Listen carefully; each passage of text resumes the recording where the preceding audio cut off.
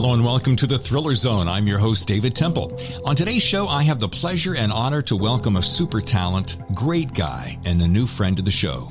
Eric Bishop is a debut author with a debut hit called The Body Man. There's a lot to cover, plus plenty of playtime, as you'll see very quickly, so I'll get right to it. Time to get in the Thriller Zone. Where's Tammy, though? I want to see Tammy. Screw David. I mean, come on. Dexter, where's Mom? Yeah, she's not home yet. She's still out working. Matter of fact, let me close this door. Yeah, if I don't close that door, he'll be coming. He'll be barking at every goddamn truck going by in the neighborhood. Well, it's funny. I'm hoping this is a nice, quiet time because for the last hour I've been working, and I'm not exaggerating. Someone down the road is shooting an automatic rifle. I'm sitting here working. I hear, bah, bah, bah, bah. At first I thought AR. AR. No, he's either got a bump on it or he's got a full-on auto going. And I'm like, sweet. I hope he's still doing that at 6 o'clock. Welcome to the South. Ladies and gentlemen, the only man I know that gets excited when he hears an AR going off in his neighborhood. Well, I was going to go grab one. I thought maybe I have to be ready for the war. Well, you just tell me when you're all ready and we'll get the official, Yeah. I can't decide whether I look like I'm going out ready to play tennis with Buffy or you definitely look like a tennis player there. It's either that or, Mr. Bishop, I'm glad you've come in for your proctology. Because if you just grab your ankles, we'll take care of that little nasty. I think I got a few years before I got to have that. I mean, you look like you're going out with Thomas Howell and, getting on the boat and chasing chicks. I mean, got a little gin and tonic here going, darling. Hey, this is Eric Bishop, author of The Body Man, and you're listening to David Temple and the Thriller Zone, which is exactly what you should be doing right now. Enjoy. Ladies and gentlemen, it is my pleasure to welcome Eric P. for Published Bishop. Welcome to the show. Thank you, sir. It's taken a little bit of time to get that P turned into published. From Paul to published took about 7 years. Is that all? That seems like a darn long time, David, because I tell you what, I wrote that first novel, and like most stupid people in this world, I thought, well, I'm set. This is going to hit. I'm on Golden Street. I can quit my day job at some point. And 7 years later, I'm talking to David Temple, and the Body Man is now available. And it wasn't the Body Man that I was trying to write I wrote 7 years ago, but 4 books later, I got one. Man, dude, I have been following this since, I don't know when our paths first crossed. We're new friends, relatively. You have been a huge support of mine, just huge support for the Thriller Zone and my own personal thing. But you're one of those guys that I believe in 100%. I met you. I was like, man, this guy's got it. He's got the burning passion. He's got the fuel. And then I read the book, which we'll talk about in a second. And I went, the motherfucker has the goods too. Well, thank you. Hashtag boom. Very, very pleased to hear that. And it's been a pleasure meeting you. And yes, I do not know. I know we probably met via social media, which is how I probably met most people in this business. You mean 10,000 of your new friends? Yeah, I talked to a few of them, not quite the 10, but I know we were at Thriller Fest together 3 years back, but we did not cross paths that I recall. But I believe we had some interaction since then, and you were there in 20. No, it was 19. Yeah, 2019. So last year we met in person, actually. So I was thinking there was going to be one in New Orleans this year, and I even went down there, and nobody showed up. So they're my own. Hey, little side note, folks. Eric went down to Bouchercon, right? Yes. And he was giving me text play by play, dude. I got to get out of here. A hurricane's coming. Holy Bishop. The funny part of that is Eric almost didn't switch his flight. So I had a couple days down there, obviously, and I was by myself. I met up with Jack Stewart the first day. We can talk about that in a minute. But on Friday, I was going to do just a long drive. I was going to hit up a couple states I had never been to. And I thought, hey, I'm close by. I rented a car, which I was able to get a car with everything that was going on. And I drove up to Biloxi, Mississippi. And I was there and I was looking at the news reports, and I just had this voice saying, get out of town. And I hesitated I hit up a couple of casinos. I went and had lunch. I walked on the beach. I dipped my feet in, took some promo photos. About 4 o'clock, I finally picked up the phone and called American Airlines. And sure glad I did, because I got not the last flight out of New Orleans, but the last flight they could get me on, which was that Saturday before the hurricane hit. And yeah, I was extremely grateful when I landed in Miami. I heard that the airport was closed. I think it reopened 5 or 6 days later for American Airlines. So I would have been spending quality time in New Orleans that I wouldn't have enjoyed that much. Wow, So, yeah. very, very grateful. Tammy and I were watching the weather forecast, and we kept making the reference that, man, Eric just got out in time. And then this wave would come in like, Eric just missed that. Everything was referred to you and the storm. That was hilarious. I appreciate that. No, it was, yeah, it was a beautiful city. I was by myself, so I'd love to go back. And next time I go back, I will not be alone. That was the only, but I had a good time. I did a ghost tour one of the nights. Met a super great tour guide. I ended up hanging out with him at a local bar with some of his friends. So that was kind of neat to be with some locals. I wrote a chapter of the next book at Cafe du Monde. I put my title character there in the seat I was in, having a meeting that I wasn't having, but I was telling a meeting that could have occurred. And yeah, it was a magical trip. I was grateful for it, and very grateful I got out of town in time. So, well, we're going to talk about the Body Man. I'm very anxious. I've got so many things to say, but I do want to introduce to much of my audience who may not know who you are, which in my world seems pretty impossible. But Eric, you know, you've lived in the Rockies, the Pacific Northwest, and now you currently live not very far from where I spent the last 20 plus years.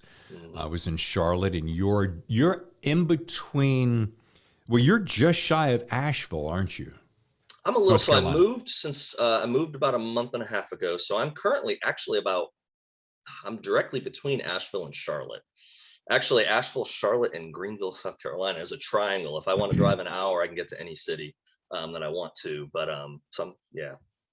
Let's see. So you're close to Shelby too, aren't you? Very close to Shelby. Yes. Yeah, there absolutely. is a barbecue place in Shelby. Oh, I'm listening. Oh, it is. God, what is the name of that? It has not changed since they built it in like 1957. It's just before you hit the big master super Walmart. It's on the south side of the highway before you. I'm going to find it. Dude, it's some of the best barbecue. Yeah. Okay. There's actually a really good barbecue place too up in Hendersonville, Hubba Hubba. That's where I'd go. And actually, my son has karate, and so I spent a lot of time in Saluda, North Carolina. And Saluda has a Green River barbecue, which, you know, I might frequent on a somewhat regular basis. Somewhat regular basis. My brother and sister-in-law in Hendersonville, they've been there for 20 years. They love it up there. It's a great town. So I had an office up there up until about a month and a half ago. And I haven't started missing it yet, but I will at some point. Yeah. I have quite a lot of friends up there, so I'll still make it up that way every few weeks. I actually did write probably about 6-8 months ago, I was writing yet a different story, not tied to the Body Man. And I decided to put a big chunk of the beginning of the book set right in that area, in Asheville. And then also I had quite a little scene going on in downtown Hendersonville. And that was kind of neat. I did it one night after work. I just sat out on downtown and just wrote from that perspective of looking at those buildings. And there was a brewery down the road, and I decided this character needed to have a action scene.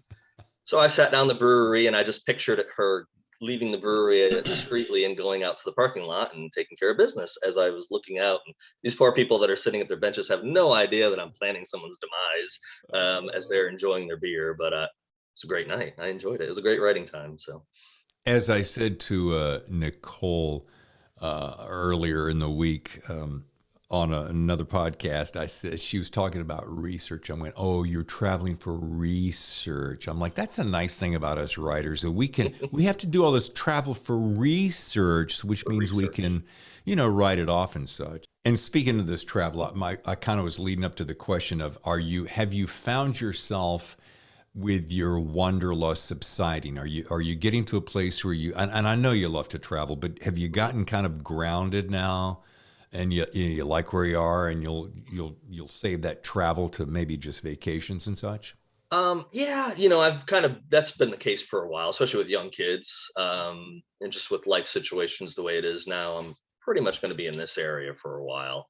Yeah, no, the wanderlust is not subsided. I just have to, you have to tame the beast sometimes. Sometimes I just got to take a broom and push it down a little bit and say, you're going to have to wait a little bit. But, I'm Taming the got a birthday coming beast. up next week, and I'm getting older, and I'm realizing that my bucket list and my wish list has not gotten smaller, and yeah, I want to start knocking some of those big things off. So, but I tell you what, this was the big one.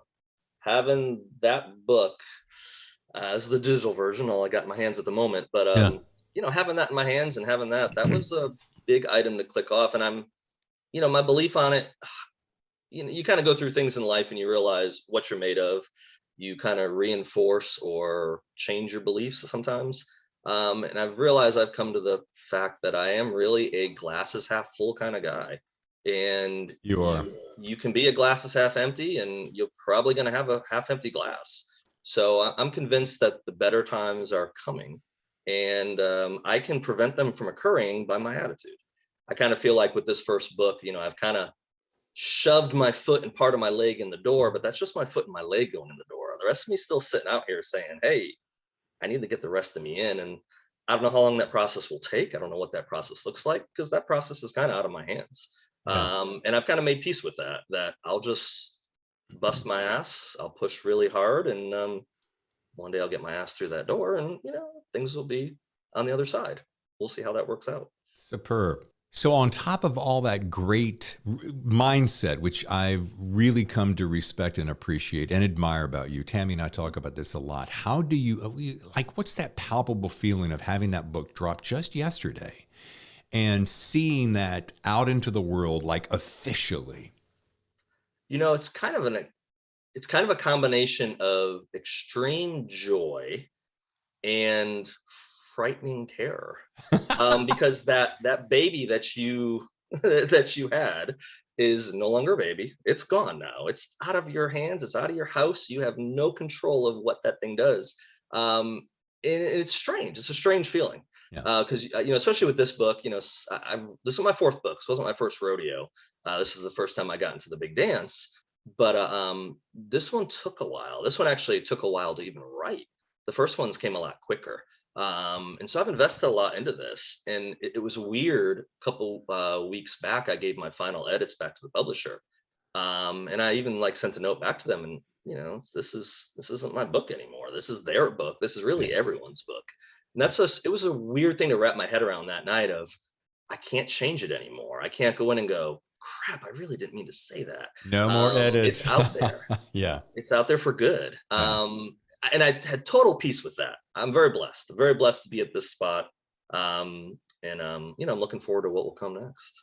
Well, great big congratulations from the Thriller Zone and everybody who has been supporting you. I do want to ask, for those who are either relatively new to the show or relatively new to Eric Bishop and the Body Man, tell our audience first, what is a body man? Because it's a specific gig, and then we're going to get into kind of the real thematic structure of the story, without giving, Without giving too much away. So if you don't mind, indulge me. I'll go back a brief of how I came up with the concept behind it. And that's actually my next question. So you're just jumping ahead, which is perfectly cool. Yeah. It'll blend in well. So what is a body man? Well, I heard the term before I knew what it was.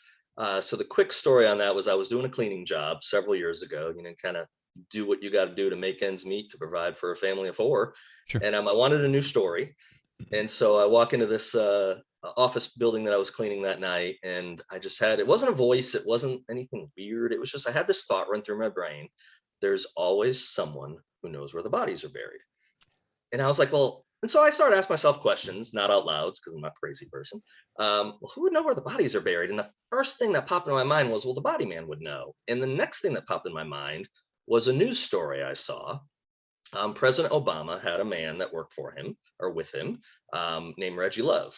I actually know someone who interacted and knows Reggie, which was quite ironic. Years later, I found that out. But Reggie was referred to by the media as the body man. And I still, to this day, I didn't really research it very much. I didn't care. That stuck with me, that there was a person near the president called the Body Man. And from what I gathered, he probably held his BlackBerry, maybe held his cigarettes, and, so no one would see him. He did whatever President Obama asked him to do and said, yes, sir. Well, so my brain said, well, that would be a really boring story to have someone just be an assistant to the president.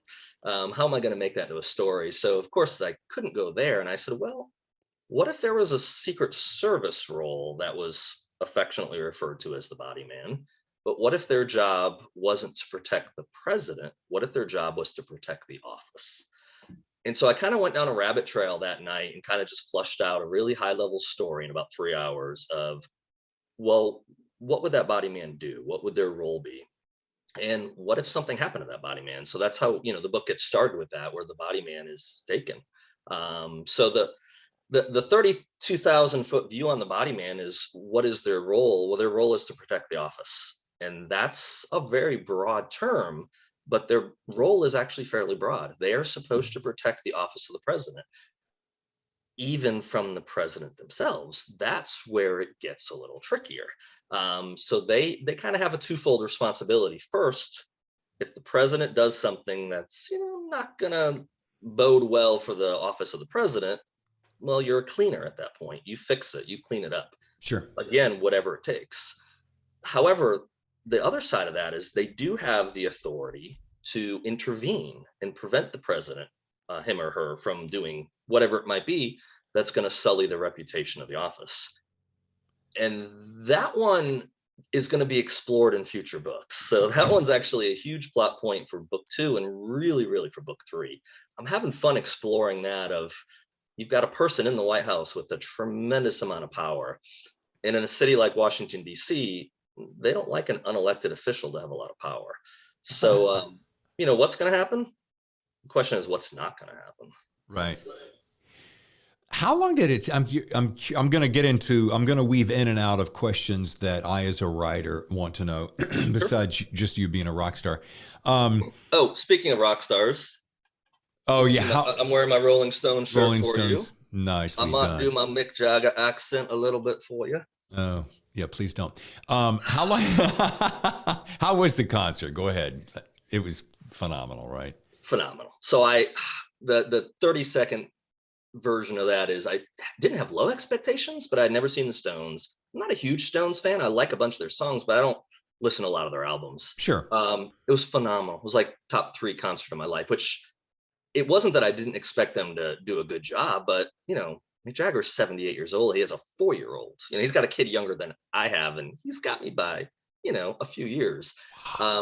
Yeah, it was an amazing show. The music was great. The entertainment value, fireworks at the end. But so the accent, and I know I don't have it good, but so the morning of the concert, of course, I'm on social media. You've noticed that once or twice. Mm-hmm. There was a tweet out there that they tweeted that Mick was at a bar. I saw it, yeah. And no one knew he was there. Even the day after, a news story came out that the owner said the employees didn't even know Mick Jagger was there. So he brought it up during the concert. He said, I was exploring Charlotte last night, and I went for a drink at the Thirsty Beaver.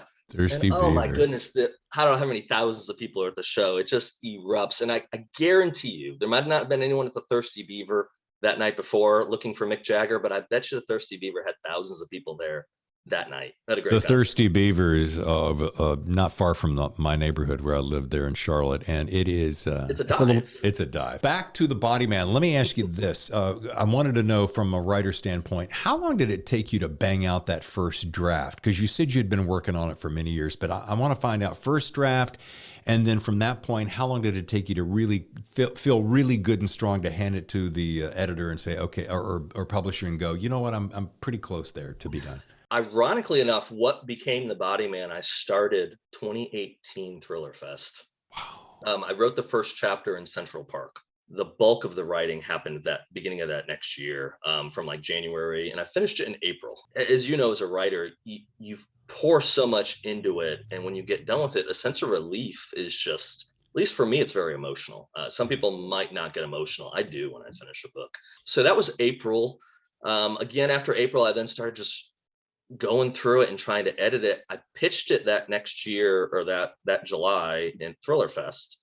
Um, I got some interest, but not a lot. And a bunch of the feedback I got from my full impartials was very conflicting. So I ended up again going through it again, editing it a couple times, gave it to an author friend who really championed this book for me. And he recommended hiring a professional editor. So that's what I did at that point. I found a gentleman that he recommended out in Hawaii. When that came around again to Thriller Fest, I ended up not pitching again. That was, I think, 2019, I guess, at that point. So I didn't pitch it that year because I felt like, I've already pitched it. And I looked at the agent list, and most of the agents had already been there the year before. So I'm not going to pitch the same book twice. I mean, I'll get probably the same interest, and I'll probably get a lot of the same feedback. So at that point, I just started doing it just through word of mouth and just, getting in slush piles, basically. It's such a, as you know, you're fighting the same battle. Yeah. It's so difficult to get that foot in the door. Yeah. And I don't read as many books this year as I have in previous years, but I still do read a decent amount. Well, I do think there is a good amount of luck involved. Again, I'm going to refer to Nicole Bart, who was on recently with Everything We Didn't Say, and she was talking about her having this Cinderella story that her first 50 pages got landed in a slush pile and got buried. She sent it, without invitation.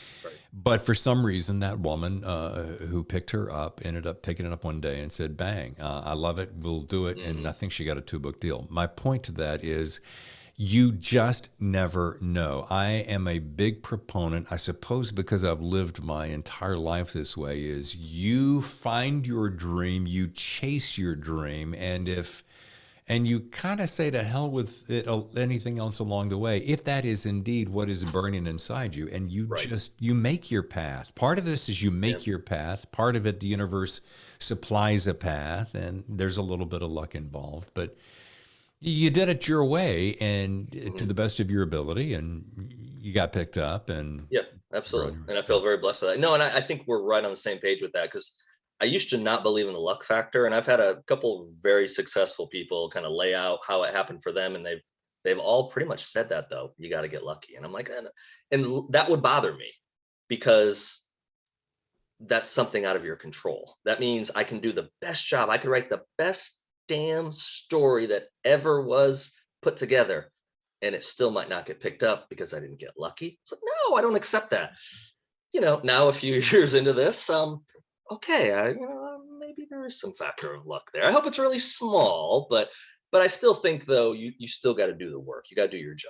And I don't think there's anything wrong with luck. I mean, a lot of people say, "Oh, you just lucked out." Well, it makes me think of that "when preparation meets opportunity" quote, and it also makes me think that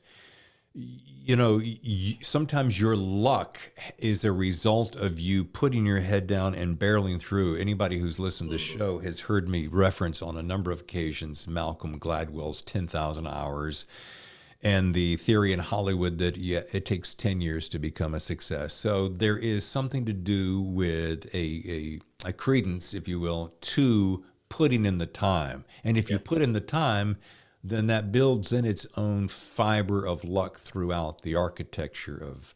Sure. Yeah. I think your recent guest, you had Chris Haughty on, and Chris is a great example of that. He's someone who published his first book, I believe, was in his 60s, early 60s. Late 50s, I think it was early 60s, when Deep State came out. And I watched the interview you did with him. I've interviewed him myself in the past, and talked to him a bunch of times. And he's had that same experience of there's no overnight success. There's no such. I really don't believe there's such a thing as overnight success. You might have someone that on a whim dump money into Bitcoin is now a billionaire or whatever. But as a general rule, 99.9% of the time, anyone you see that's successful, it took them a long time, and they busted their butt, and they had to sacrifice something. And that's the other thing that I've tried to instill in people that just ask for advice or ask about the thing is, you're going to have to give something up to do this. You don't get anything good in life for free. For me, backwards to 2014, when I first started writing, I had to carve out the time with a family, and I wouldn't let it interfere with the family. So I cut out television, which was a very It was actually a challenging thing to give up, but that was the one thing that if I got rid of that, that would free up enough time to actually dive into writing. Stephen King is the guy who said, if you're going to be a good writer, you got to be a good reader. Yep. And when I first heard that, I went, yeah, I guess. And now, after picking up the show and the volume of books I'm trying to read to be able to do this show its real justice, I have learned, it's like I've taken my own little tiny master's class in great writing. And you can, I'm finding now you can spot in an instant if a book works or if it doesn't work, or if it's, it's really, I tell my wife, Tammy, all the time, it's been such a great education. But I do want to say this. I think you gave me an early draft, and this felt, this felt so much more mature and moved faster. And so here's my compliment. It reminded me of, it's so funny. I know you love Jack Carr as much as I do. So there's an amalgamation of Jack Carr's obsession with gadgets meets the speed and brevity of chapter of James Patterson. So if you're a fan of either one of those, you're going to be right at home with the. Can I take Patterson's money in Jack's toys, Alex, for 1,000? Yeah, yes, and yes. James Patterson. You know, I grew up. I suppose when I really started getting into writing more and more on the side, is I would fly through his books, and part of it was I was flying across the country so much. That I knew I could pick up a book in New York, and by the time I landed at LAX, I'd have the book read, and I kind of dug that. Jack Carr's a little bit different than that, for instance, but you know, we both have an affinity for his gadgetry. He's taken it to a whole new, almost a religion. So my third point. So you got James Patterson, Jack Carr, and then as I got a chance to talk to Don Bentley, who is Mr. Tom Clancy now, I thought, you know what, Don was right. It does keep you guessing right up until the very end. So I just want to say, well done, sir. Thank you. That was the plan. So I'm grateful it did that, and hopefully the next one will improve on it. You will. And that's the one thing you try to do as a writer. You know, okay, I did this. How can I do it better? And I've at least found 4 books in now. Every book gets better. And if not, you're in the wrong business, right? Exactly. Yeah. Exactly. Now, I got a question because I love, and I'm getting ready to, I think I'm going to turn one of my books over there in the corner into an audiobook because I tend to do that for all my books. But I wanted to ask you, are you going to do The Body Man as an audiobook? That's number one. Number two is, have you been approached by anybody to do a movie? So I'd love to have an audiobook, and that one's out of my hands. Hopefully the book has strong sales and it'll flip into one after the fact. That's definitely the desire. As for the movie stuff, they've not come calling yet. I don't think the book's got enough eyes on it yet. Absolutely. I know a filmmaker who could probably help you out, maybe get into the right room. Yeah, well, you know, we'll be talking about that after the show.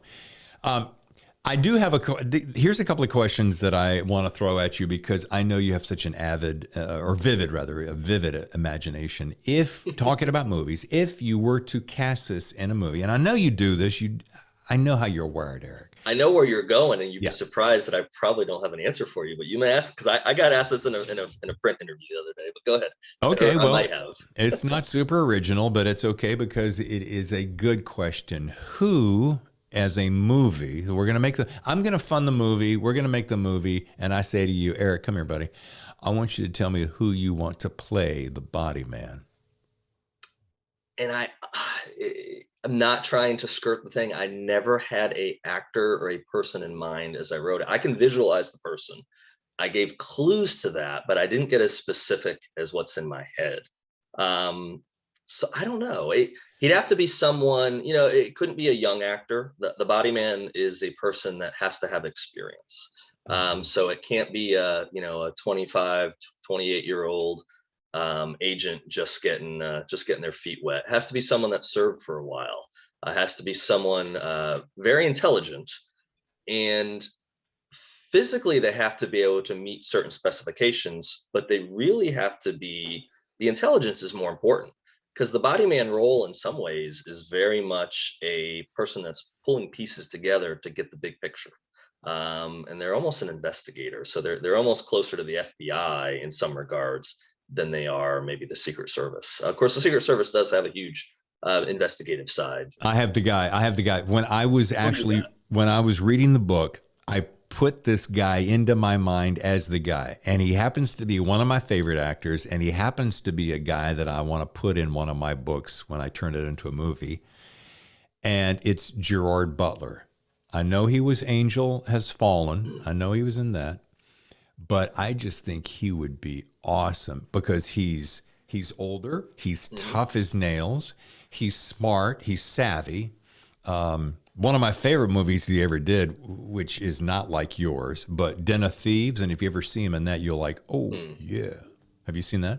I have not seen that one. No, I told you, I cut out a lot of movies for a long time. So. Dude, treat yourself in celebration, since we've just released the book, treat yourself to a night of Den of Thieves. I promise you, if you like Jason Bourne, that kind of speed and action and cutting and editing, you'll love it. Anyway, I don't want to belabor that point, but Gerard Butler would be a great body man. I'm just saying. Okay. Well, Gerard's people can call my people, I guess. Yeah. So, my standard with a lot of answers always would be, well, George Clooney. I mean, George Clooney's, the guy. So, and actually George would probably make a great, now off the top of my head. You know what? He would actually possibly be he might be a little too old for the body man. He actually would be a really good FBI director. In this book, FBI director is going to play into the next book as well. So, we could find a role for George. George is definitely one that if, I'll come out to Lake Como anytime and talk about the story, and I just, let me be involved in the process. I've got him on speed dial if you need to reach out to him. But anyway, The Body Man is out, and ladies and gentlemen, it is a heck of a read. Eric, I got to tell you, my hat is off to you, because I literally was doing this well into the night. Well, of course, I'm doing this because I'm turning the pages electronically. I like a paper copy, but I couldn't get a paper copy in time. But that's okay. All right, before we start wrapping up and get to my speed round, I do want to ask you, is the next book, because I've heard you reference it, and I've been following you on social media. I know you're talking about it. Is it, and if I missed this already, please forgive, is it a sequel or is it a standalone? No, it is. It's like with most thrillers now, you can read it independently and not read the one before it, but it is definitely where the last chapter ends, this one pretty much picks up. Awesome. So it's going to keep going. There's a mission that must be finished, put it that way, and that's where we start off to try to take care of this problem. All right. Well, as we start to wrap things up, Eric, it is now time for my speed round of questions, and I will admit, now I have a couple of favorites that I tend to play time and again that everyone loves. Like a couple of top 40 hits that you never get tired of. There you go. But for you, my friend, I spent a little time and I dug deep and I came up with 3 original ones for you. They're just a tiny variation, but you're going to like them. Number 1, you've just been retired thanks to a ginormous check. Everything's taken care of. Yes, everything's taken care of. New house, kids are good, but instead of writing full time for the next year, just 1 year, you have to do one of the following. Okay. Either coach a sport or teach a course. It can be anything and anywhere. What and why? So I, for years, wanted to be a teacher, and I kind of put that one aside. And then I thought, I didn't really, why was I thinking that? I did coach my son's soccer league for about 5 years, so I have coached already. I think if I had to give up a year of my life, I would be a teacher. Yeah. But I would probably do something unorthodox. I don't want to really wear a mask and sit in a classroom. I would, like we are in 2021, I'd be outdoors. So I would do some kind of teaching thing.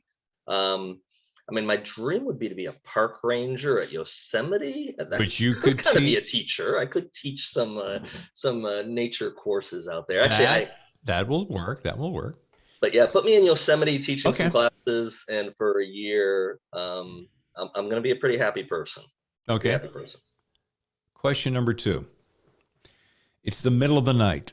You've just been blindfolded and dropped off to an undisclosed location. Mm. We'll call it a deserted island for right now. And you're about to disembark when you're given the choice between 3 things: a choice of a 9mm Glock, a shovel, or a flashlight. Which would you choose and why? Huh. That's it, David. I don't know what you were smoking to come up with that one, but can I have some? Let's see. Well, I'm not really afraid of the dark, so I'm not interested in a flashlight. And actually, I've been out a lot at night, and my eyes adjust pretty well. So flashlights out of the equation. Okay. What would I need a shovel for? I'm assuming if I'm in the middle of this desert island, I need to go to the bathroom. I'll probably just not worry about burying it. So I don't know if a shovel, and I could use a shovel as a weapon, but I think if I needed a weapon, well, I don't know. There's another. Well, hold on, you're making me think here, because the 9mm probably will run out of bullets eventually, unless I'm in Hollywood. So shovel I could use as a weapon long term, but I'm probably going to stick with the gun because I could use the gun as a weapon even if I run out of bullets. So Okay. we'll go with the 9mm. We'll go with the Okay. Glock. All right. It's a good choice. Number 3, you're going to really enjoy. It is a slight variation on a theme, and you and I daydream about this often. By the way, thank you for that dissertation. This is just a way to kind of get inside your head in a slightly different way. You might not want to know what's in there, but okay. No, probably not. Okay, I've just flown you on me first class to San Diego, where you and I will spend a full day of golf at Torrey Pines. Thank you. Yes. South Course, I hope. South Course, it's celebrating both your book and your birthday, so it's a double whammy. Now, afterwards, we're going to have, after a day of golf, we're going to have a dinner at the Marine Room in La Jolla. Have fond memories. It's beautiful. It's right on the water. Okay. Outstanding. Now, I want you to bring 2 people to round out our foursome, both for the golf and for cigars and dinner afterwards. It can be dead or alive, maybe not family. Okay, I want to step outside that realm. So who will those 2 extras be that will be joining us? If I can only have 2, I'm going to do a man and a woman because, Whatever. It makes it more interesting. Yeah. I'm going to go with Bono. Bono's the one person that I've wanted to break bread with my entire adult life. He's on my favorite list. So if I'm going to get the imaginary choice to eat with anyone and smoke cigars and have a little Irish Guinness with, we're gonna go with Bono. I think he's one of those fascinating people. Number 2. So for 2, we'll go for a woman. I got one. And actually, I was going through my books and I was going through a bunch of history stuff the other day, and I was reading a little bit about her. So first thing that's popped in my head is I'd actually go with Joan of Arc, who is a really obscure one, probably. But I was in Europe in 1996, and I was in, I'm gonna butcher it. I think it's called Reims. It's Reims. It's a city right outside of Paris, and we were there, and they were having they have a yearly festival, and they have a parade in honor of her. And it struck me a while. I was looking through some pictures of Europe, and so I read about her, her background, and here's someone who I think she died at 19. They killed her at 19, but she had a vision from God that she was supposed to step up and lead the army and lead them to victory. And that would be a really cool I thought about it. That'd be a really cool person to just get in their head. God didn't come to me and tell me to write a book or anything like that, but if God's telling you to go, start an army and destroy people, she's probably a really interesting person to have a couple drinks with. And goodness knows, after a couple drinks with, she'd be. All right, my very last question, and it's funny you should mention God twice in that sentence.